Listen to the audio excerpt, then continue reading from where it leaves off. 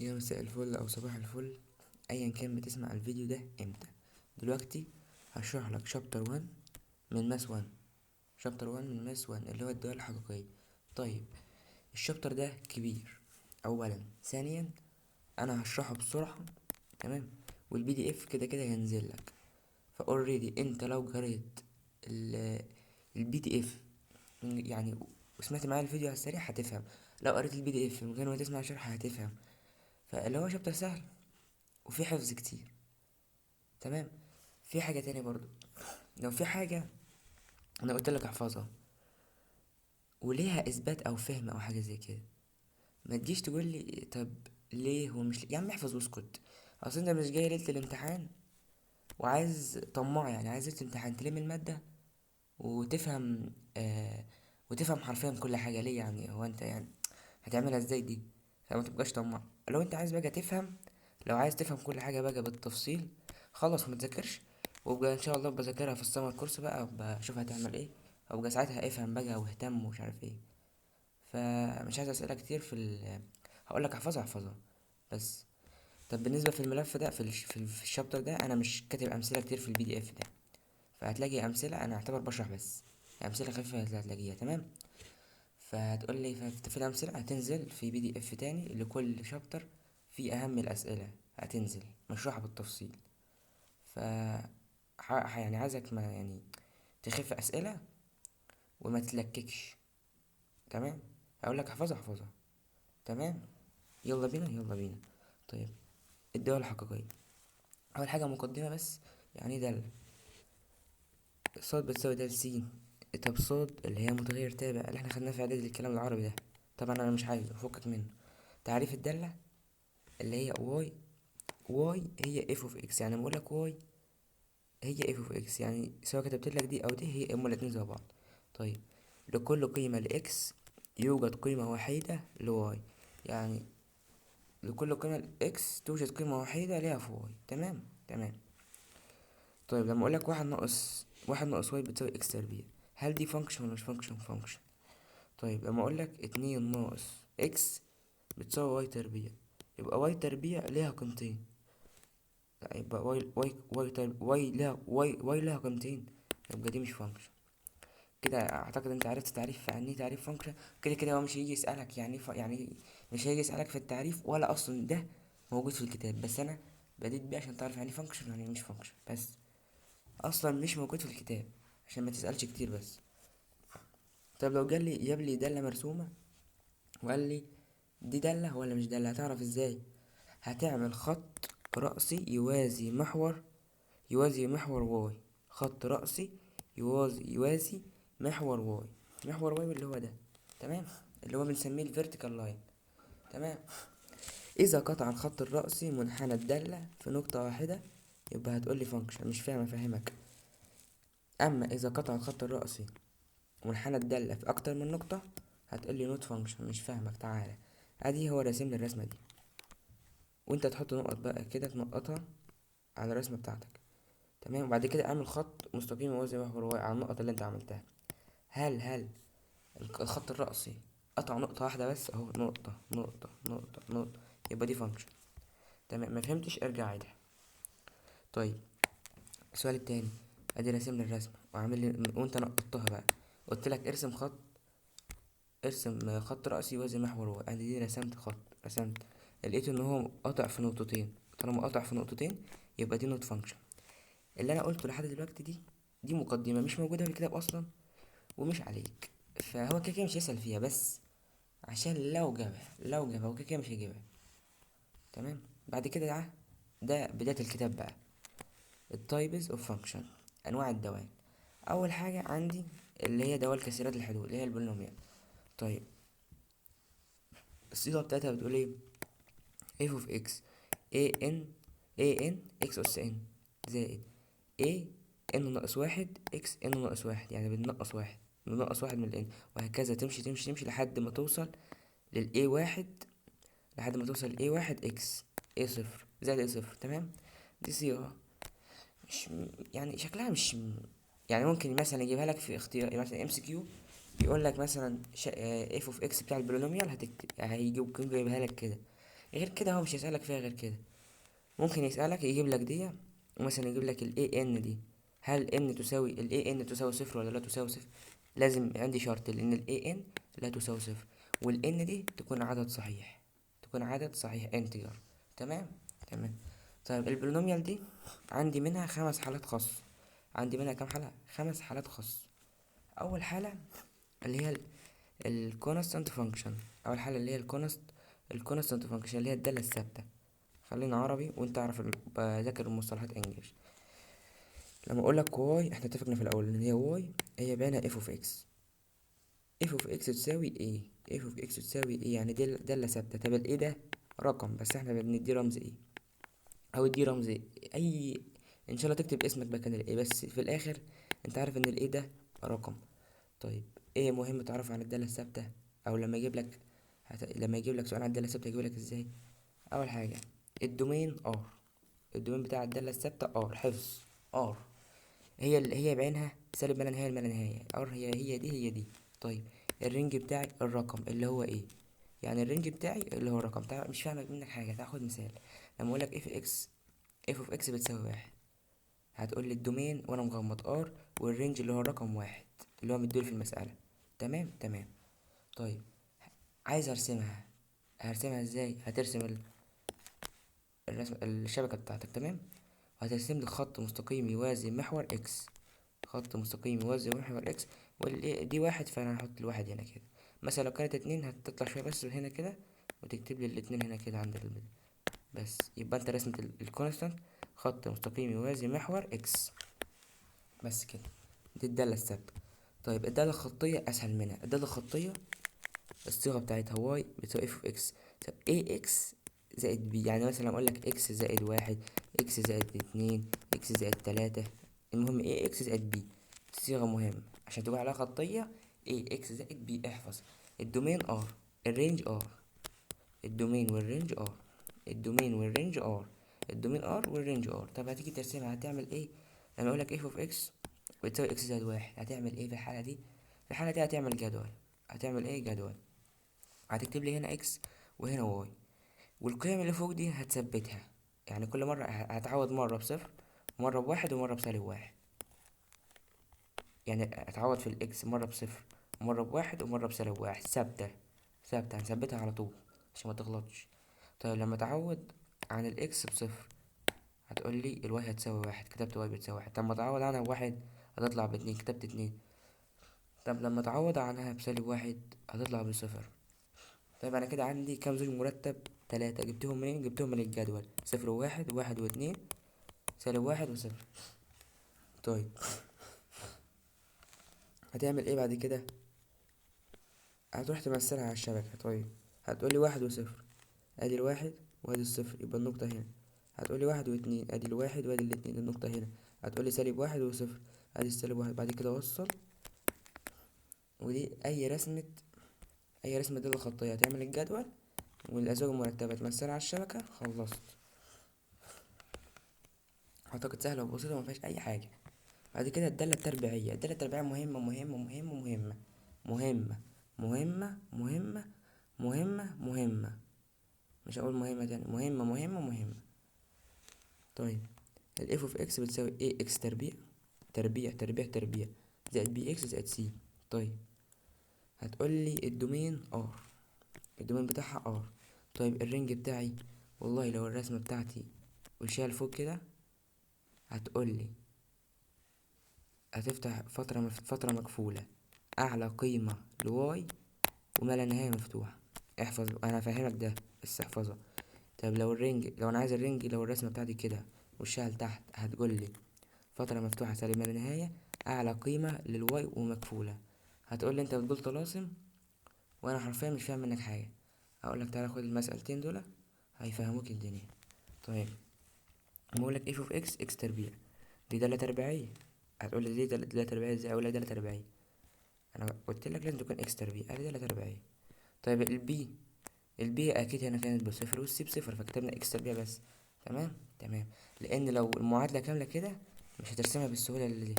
فكده يعتبر انت عندك نقطة الأصل صفر، محور التماس صفر وصفر. فانت هترسم على الشبكة زي ما انت، لكن بعد كده هوريك اللي قدام هتعمل ايه لو جابها لك زي ما هي كاملة. بس خلينا دلوقتي هنا اف اوف اكس بتساوي اكس تربيع، هتعمل ايه جدولك اللي احنا قلنا عليه، اكس واحد صفر سالب واحد ثابت. طب عوض عن الاكس بواحد هتطلع بواحد، عوض عن الاكس بصفر تطلع بصفر، عوض عن الاكس بسالب واحد تطلع بواحد، دي سالب واحد تربيع هي بعينها واحد.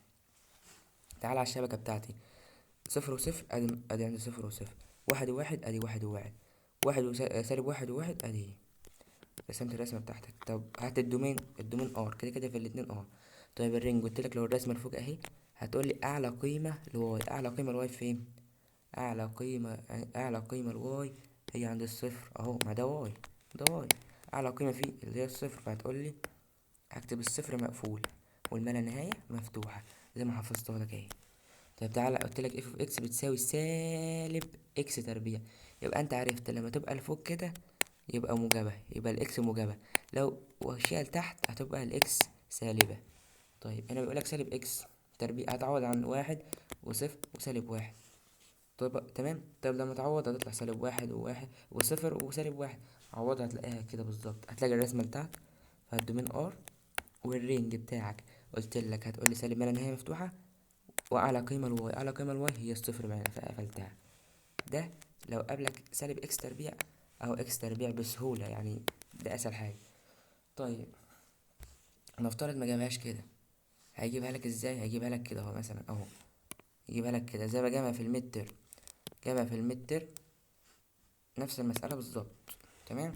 بس تعالى اقول لك هنعمل ايه لما يجيبها لك بالشكل ده كاملة كده، هتعمل ايه هنا ساعتها؟ هيقول لك عايز رسم القطع المكافئ اللي هو البرابولا. هيكون كاتب لك البرابولا دي في بداية المسألة. هتعمل ايه؟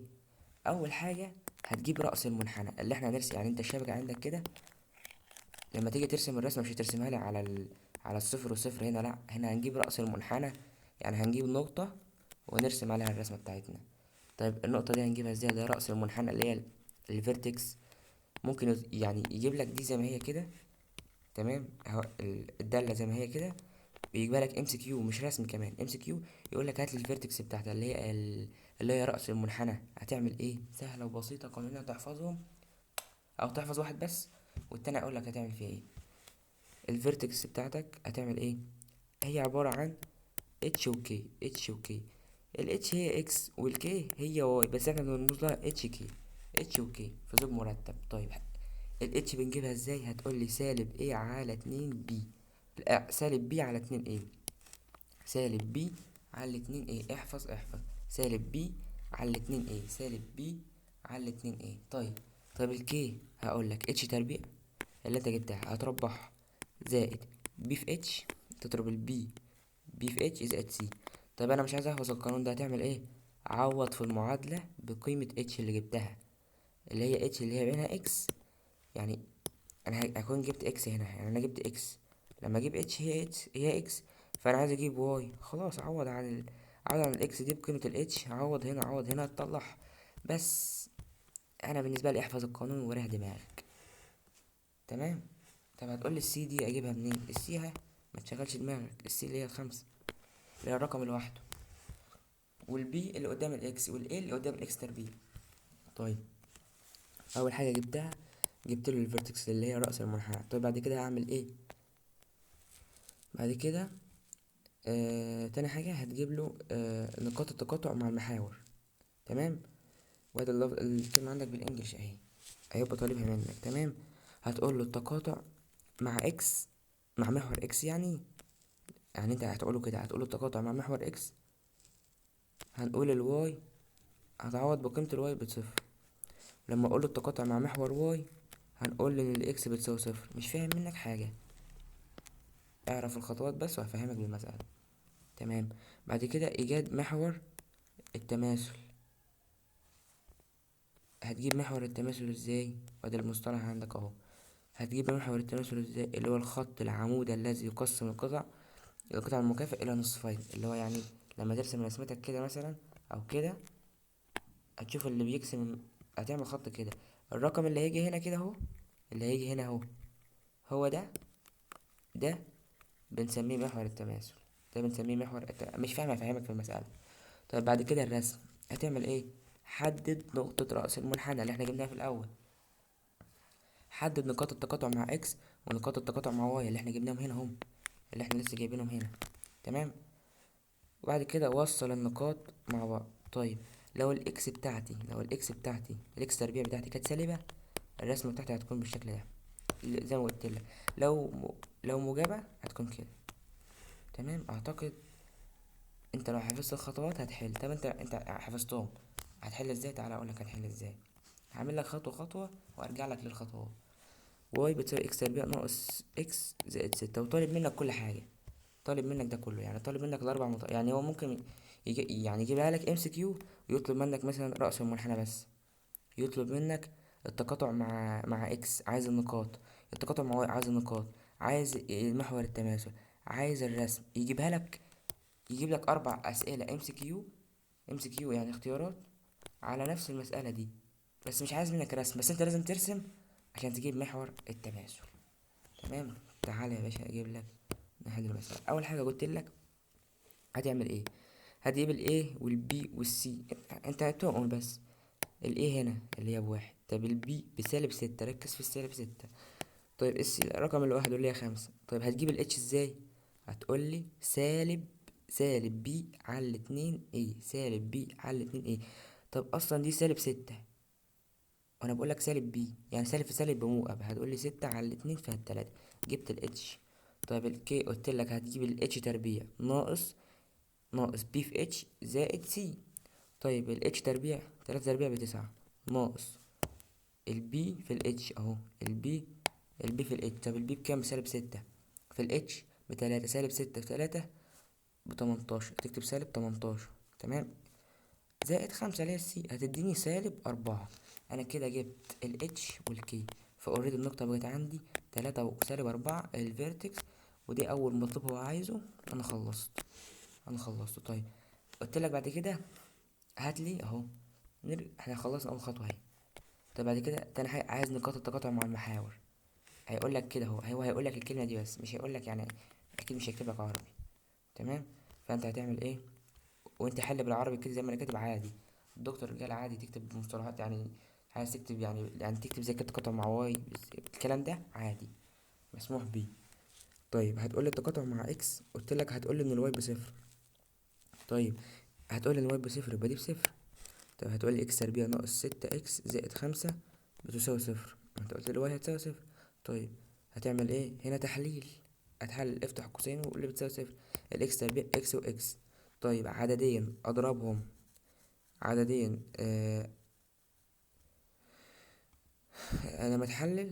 لما تحلل هقسمهم 5 و1.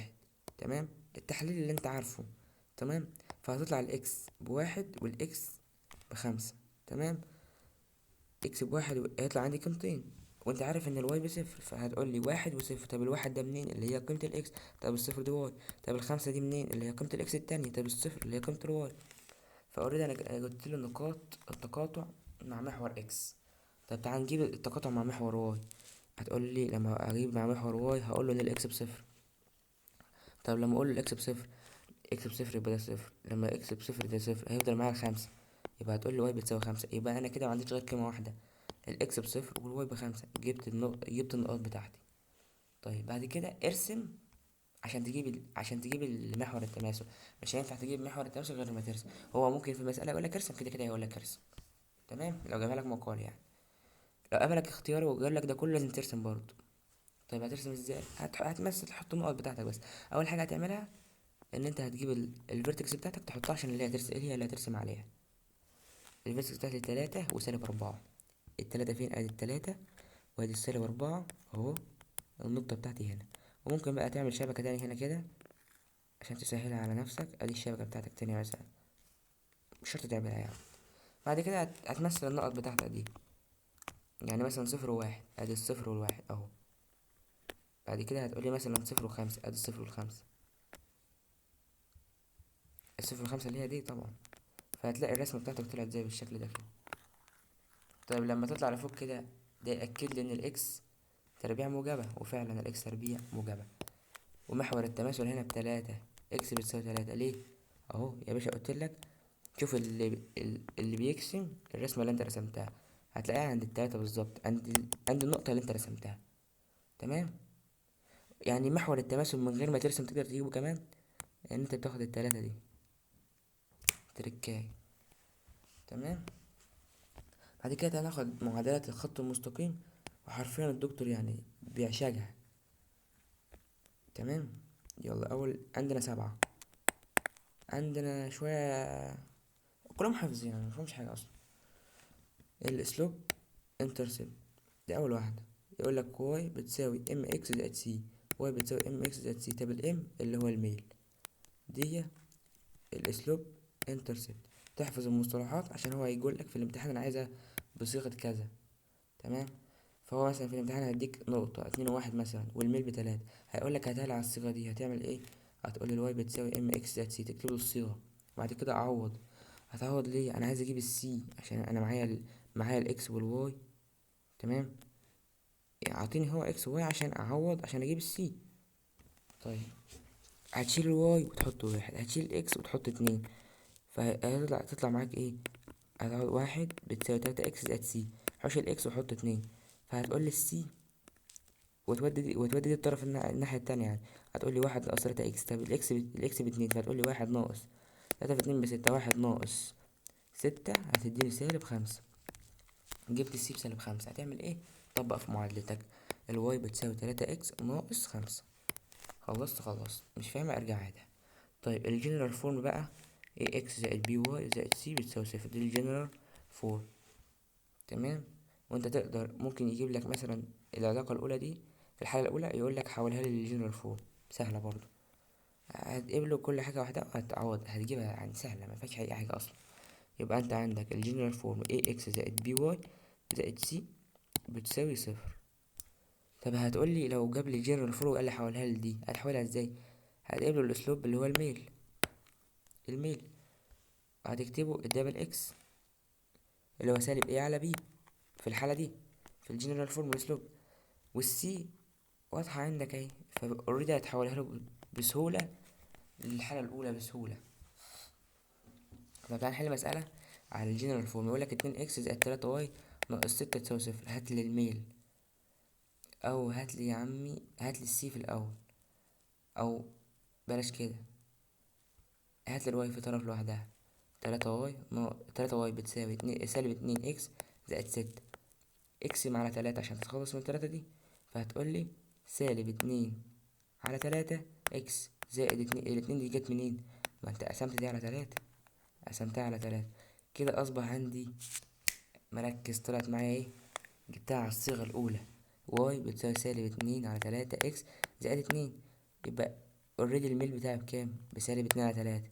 طب انا يا عمي الميل اقدر اجيبه بطريقة تانية، هتقولي ايه؟ سالب ايه على بي -2 على 3 اهي. والسي جبتها ب2، يعني لو عايز ارجع اكتبها هنا على الصيغة دي هتقولي واي بتساوي -2 على 3 اكس زائد 2، لو عايز اكتبها على الصيغة الأولى. خلصت. طيب التالتة انترسبت فور، دي اللي هي بيقولك اكس على ايه زائد واي على بي بتساوي 1، احفظ. طيب الاي دي والبي، هتقولي نقطة تقاطع الخط مع محور اكس اللي هي الايه، نقطة التقاطع مع محور واي اللي هي البي. طب هتعمل ايه؟ تعالى احللك. لما اقولي واي بتساوي 3 اكس ناقص 5 هتعمل ايه؟ هتقوله عندما اكس تساوي 0. يعني ايه اكس تساوي 0؟ يعني نقطة التحول مع محور واي. اكيد عرفت ليه. لو مش فاهم الله يسامحك، انا شرحتها فوق في البلابرا. طيب الواي، يبقى الواي هتساوي -5 ليه؟ لما اقولك الاكس ب0 يبقى تساوي -5.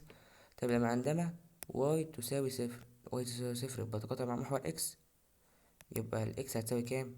هتساوي 5 على 3 ليه؟ لما اقولك الواي ب0، فهتقولي الصفر بتساوي 3 اكس ناقص 5، فاوريدي هتودي -5 الناحية التانية، فهتقولي 5 تساوي 3 اكس، يبقى الاكس هتساوي 5 على 3، يعني شغل عيال صغيرة.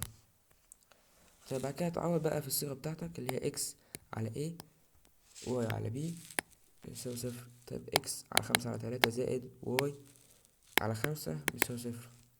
طيب 5 على 3 تحت شكلها وحش، ارفع لي 3 فوق، فهتقولي 3 اكس على 5 ناقص، طب ناقص دي جت منين؟ هو كان عندي سالب تحت هنا، ناقص واي على 5 بتساوي 0. دي اللي هي الحالة التالتة اللي كان طالبها منك. طب نفترض طلب منك، عايز منك ترجع للحالة الأولى، اللي هي الحالة الأولى خالص. لو طلب منك ترجع للأولى هتعمل ايه؟ أو عايز الجنرال فورم هتعمل ايه؟ هقولك هضرب في 5. هضرب في 5 ليه؟ عشان أخلص من ده. فلما تضرب في 5 هتقولي 3 اكس ناقص واي، 3 اكس.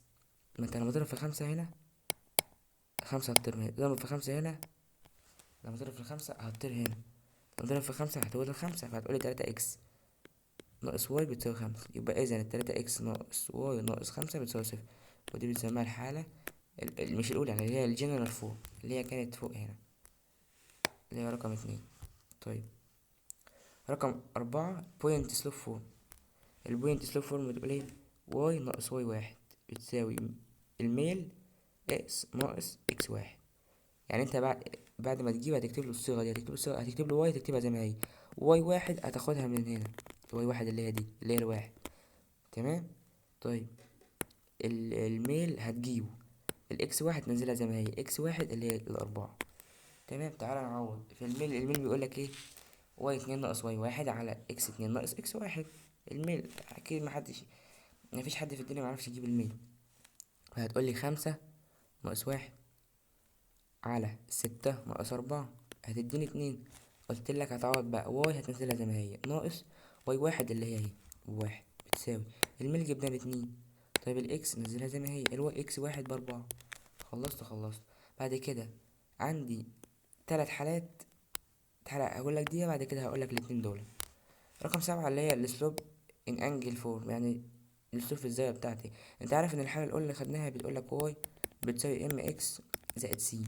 طيب انا لو قلتلك ان البيل بتاعي عبارة عن تان سيتا، خلاص هتقولي الواي بتساوي تان سيتا اكس زائد سي. عبيطة بس. بعد كده عندي الخط الرأسي، ميل الخط الرأسي وميل الخط الأفقي. لما اقولك الميل بتاع الخط الرأسي غير معروف، undefined يعني غير معرف او غير معروف. الخط الافقي الاسلوب بتاعه اللي هو الميل بزيرو. تمام. فاقول لك هنا في الخط الرأسي اللي هو الاكس، يعني الاكس هتساوي كونستانت، لكن في الخط الافقي الواي هتساوي كونستانت. ما علينا منهم، كلام عبيط واهبل وما يجيش في فاينل. اللي يجي في فاينل دي رقم 7 ورقم 4 و3 و2 و1 مهمين. تمام. ولو جاب لك يا عم الخط الرأسي والخط الأفقي اديك عارف الاسلوب بتاعه، ده غير معرف undefined وده زيرو بس. وهنا نقول الاكس بتساوي كونستانت والواي بتساوي كونستانت بس كده. تمام. تعالى بقى اخش لك على الدوائر المثلثيه وهقولها لك بسرعه، لانها انت لو قريت البي دي اف هتفهمها، هي مفيش اتفه منها، هي كلها حفظ حرفيا. الدوائر المثلثيه حفظ بحت، يعني حرفيا انا مش شايف ان فيها حاجه تتفهم. وطبعا المثلث العبيط ده لو انت مستني اشرحه لك، فبصراحه مش عارف اقول لك ايه يعني، بس انا هقراه لك يعني. انت عارف ان المثلث القائم من فيثاغورس ساين اكس، لما اقول لك انا عايز الساين بتاع اكس هتقول لي المقابل على الوتر اللي هو بي سي، المقابل بي سي على اي سي، وهكذا بقى الكوزين المجاور على الوتر. طب عايز التان هتقول لي البي سي اللي هو المقابل على المجاور، وهكذا بقى. السيك بقى الساين مقلوبها السيك، فهتقول لي اعكس بقى الكوزين المقلوب بتاعها مقلوب الساين كوسيك، مقلوب الكوزين سيك، مقلوب التان كوتان بس. وانت عارف قوانينهم اكيد. طيب تعال ناخد كل دالة رسمتها ودومين ورينج والبريود بتاعتها، دومين ورينج وبريود ورسمة، وهل هي زوجية ولا فردية للست دوائر.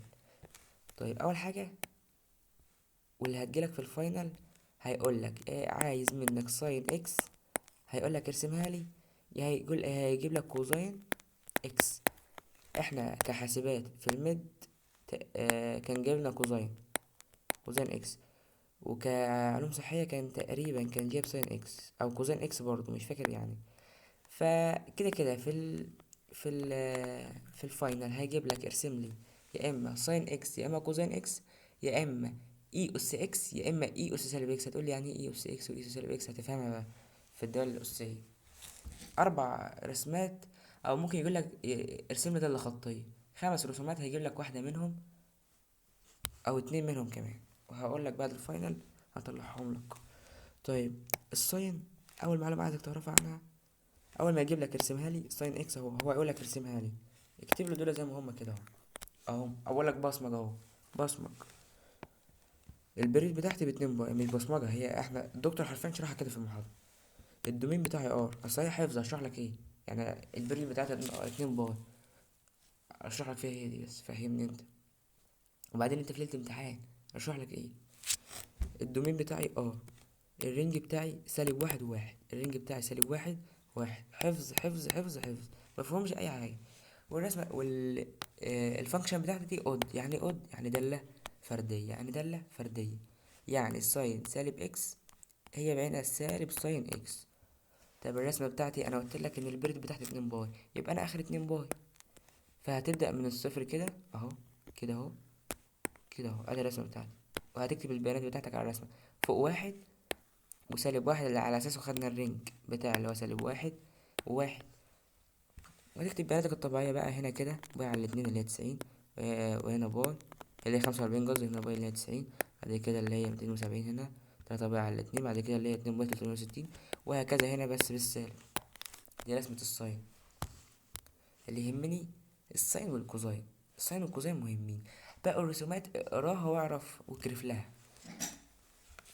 كوزاين فانكشن اللي هي كوزين اكس، الدومين البيريود بتاعتها 2 باي، يبقى البيريود بتاع ساين ب2 باي، البريك بتاع دي 2 باي. طب الدومين ار، طب الرينج -1 و1، الرينج -1، يعني عندك الساين والكوزاين زي بعض في البيريود والدومين والرينج، بس في الفانكشن نفسها دالة زوجية، الكوزاين زوجية اما الساين فردية. طيب هتقولي كوزاين سالب اكس بتساوي كوزاين اكس، يعني الدالة يعني الإشارة السالبة ما ظهرتش، فلذلك قلنا زوجية.